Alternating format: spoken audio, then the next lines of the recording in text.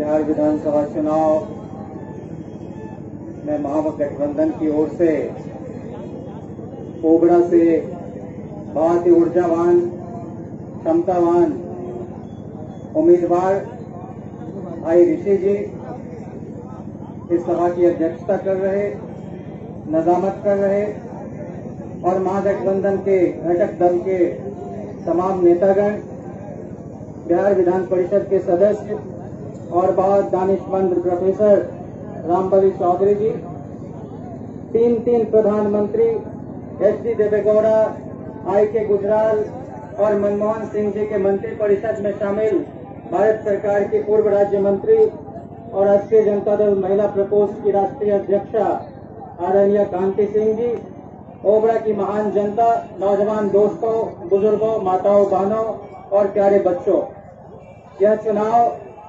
निर्णायक चुनाव है। यह चुनाव किसानों मजदूरों की लड़ाई को बचाने का चुनाव है। यह चुनाव इस देश के लोकतंत्र की हिफाजत का चुनाव है और बिहार एक निर्णायक मोड़ पर खड़ा है।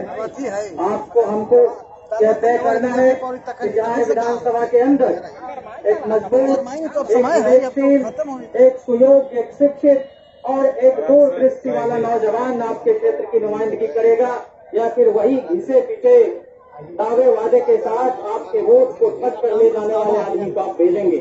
लेकिन ओबड़ा के लोग बहुत दूरदर्शी हैं। ओबड़ा के लोग बहुत साहस के साथ बहुत अलबेले और निराले फैसले लेते रहे हैं।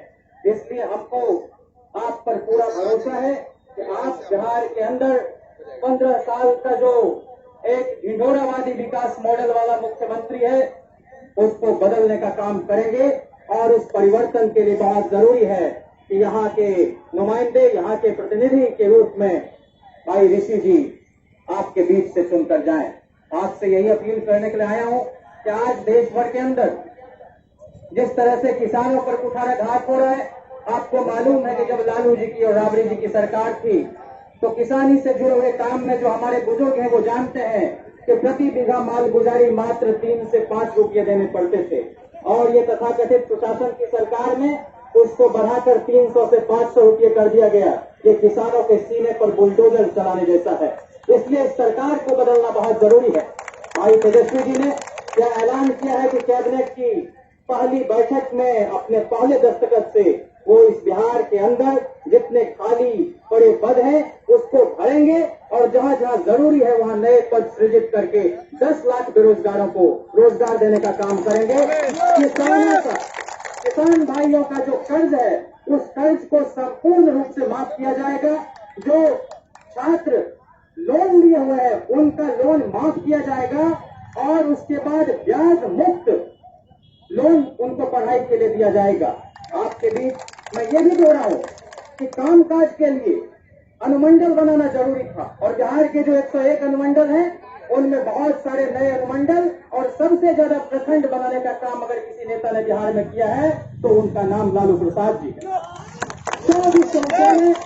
100 विश्वविद्यालय खोलने का काम लालू जी ने किया। मधेपुरा में बीएन मंडल यूनिवर्सिटी, छपरा में जयप्रकाश नारायण यूनिवर्सिटी, आपके आरा में वीर कुंवर सिंह यूनिवर्सिटी, आपके हजारीबाग में विनोबा भावे यूनिवर्सिटी, आपके दुमका में सिद्धू कान्हू मुर्मू यूनिवर्सिटी और जो ऑर्डिनेंस से चल रहा था उसको एक्ट के जरिए फुल फ्लेज यूनिवर्सिटी बनाने का काम नालंदा ओपन यूनिवर्सिटी और एक यूनिवर्सिटी मुख्यमंत्री बनने के 8 महीने के अंदर मातृ समा राबड़ी जी ने मौलाना मजारुल हक अरबी फारसी विश्वविद्यालय पटना कायम करने का काम किया।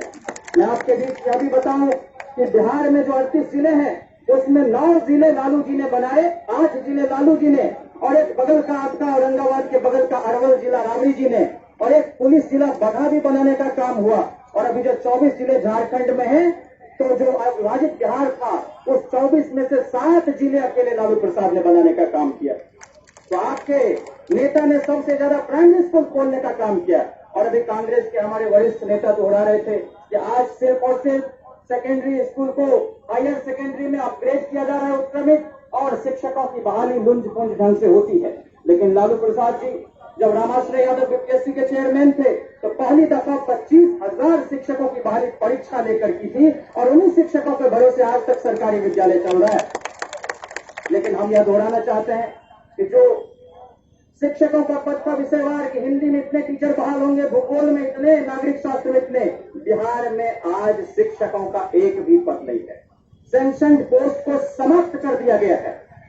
इसलिए उसके बाद भी जो ये एडहोकिज्म पर स्कूल चल रहे हैं, गरीब गुरबों के बच्चे पढ़ रहे हैं, अपनी तकदीर को संवारने के लिए दाखिला लेते हैं, उनमें जो नियोजन के तहत बहाल शिक्षक हैं, उनको भी समान योग्यता रखने के बावजूद, समान मेहनत करने के बावजूद, समान काम करने के बावजूद समान वेतन नहीं मिल रहा है। भाई तेजस्वी जी ने ऐलान किया है और आपसे ईमानदार वायदा किया है, हमारी सरकार बनने के साथ उन शिक्षक भाइयों के साथ संपूर्ण न्याय होगा और उनको भी समान काम के लिए समान वेतन दिया जाएगा। इस बात को गली टोले मोहल्ले जवान में फैला देने की जरूरत है। इतना ही नहीं साथियों, एक वाइस चांसलर जो है वो 3 यूनिवर्सिटी के चार्ज में रहता है। इस नीतीश कुमार के जमाने में हमारी सरकार बनेगी तो कार्य क्षमता बाधित न हो, एफिशिएंसी पर कोई असर न हो। हर यूनिवर्सिटी में प्रॉपर एक वाइस चांसलर होगा ताकि सेशन को दुरुस्त किया जा सके, सत्र लेख न हो। 5 साल में बीए करती हैं हमारे घर की बच्चियां, उनकी शादी समय पर नहीं होती, किसी का अच्छे संस्थान में दाखिला होता है, सिलेक्शन तो एडमिशन नहीं हो पाता है। तो इसलिए भाई ऋषि जी को आप लालटेन छाप पर मुहर दबाकर, बटन दबाकर इनको भारी मतों से जब आप जिताएंगे तो नए बिहार के निर्माण के लिए संकल्पित एक ऊर्जावान और क्षमतावान मुख्यमंत्री इस बिहार को मिलेगा।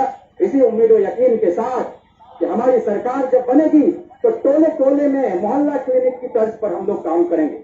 आज 75% से ज्यादा चिकित्सकों के पद बिहार में खाली पड़े और जो देहात के इलाके हैं वहां 85% पद खाली पड़े और जो मेडिकल स्टाफ है उसके 60-65% से ज्यादा पद खाली पड़े हैं। हमारी सरकार बनेगी तो डॉक्टरों के जितने भी खाली पोस्ट हैं उन सबको भरने का काम फौरन किया जाएगा ताकि गरीब गुरबों की जान इलाज के अभाव में नहीं जा पाए। यहाँ अंडर सेक्रेटरी है, उनका कोरोना से उनकी मौत हो गई। मुख्यमंत्री लगातार पूरी संवेदनहीनता के साथ पेश आते रहे। सुशील मोदी ने कहा कि बिहार में सड़क पर बात करने की जरूरत नहीं है, लेकिन आप देख रहे हैं कि मतदाता इस कदर नाराज है इस सरकार से कि वो गड्ढे और पानी बह रहे हुए सड़कों पर धान बोने का, धान रोपने का काम कर रहे हैं। इस स्थिति को बदलना है। यह बिहार बहुत सोच समझ के परिवर्तन के लिए आतुर है और उस बदलाव के लिए हम चाहते हैं कि कई मंत्रालयों में आदरणीय कांति सिंह जी ने काम किया है, उनको तजुर्बा है शासन का, प्रशासन का, उन्होंने देश दुनिया देखा है और उनके सर्वथा सुयोग्य मां के सर्वथा काबिल बेटे हैं ऋषि भाई। उनको जब आप जिताकर भेजेंगे तो समाज के अंदर वैमनस्य को समाप्त करने का काम करेंगे वो। आज हमारे साथ CPI-ML है, CPI-M है, CPI है, कांग्रेस है और राजद है। इन सबों का बल जब एक साथ मिलेगा तो इस जनबल की ताकत से हम बेशर्म हुकूमत के धन बल को हराएंगे, उसको चकनाचूर करेंगे। और आज जो हमारे नेता गरीबों की लड़ाई लड़ते लड़ते जेल के सीटे में बंद हैं, वो कोई किसी जुर्म में नहीं, किसी दोष में नहीं, बल्कि हमारी आपकी लड़ाई जो लड़ते थे तो बहुतों के आंखों में वो चुभते रहे, इसलिए आज वो सजा भुगत रहे हैं। हमको इस बात को मानना चाहिए कि हम लोग आज बहुत उत्तरदायित्व के साथ उनको भी न्याय दिलाने के लिए और इस देश के जितने वंचित समाज के लोग हैं उनको भी न्याय दिलाने के लिए हम लोग बिहार में परिवर्तन की लड़ाई को लड़ें और उस लड़ाई की शुरुआत ओबरा से हो। भारी बहुमत से आप इनको जिताएं तो हम लोगों का एक ही नारा है कि हर खेत को पानी, हर खेत को पानी, हर हाथ को काम, हर पेट को भोजन, हर तन पर वस्त्र, हर सर पर मकान। तो हम किसी फिजूल के मुद्दे में नहीं उलझेंगे।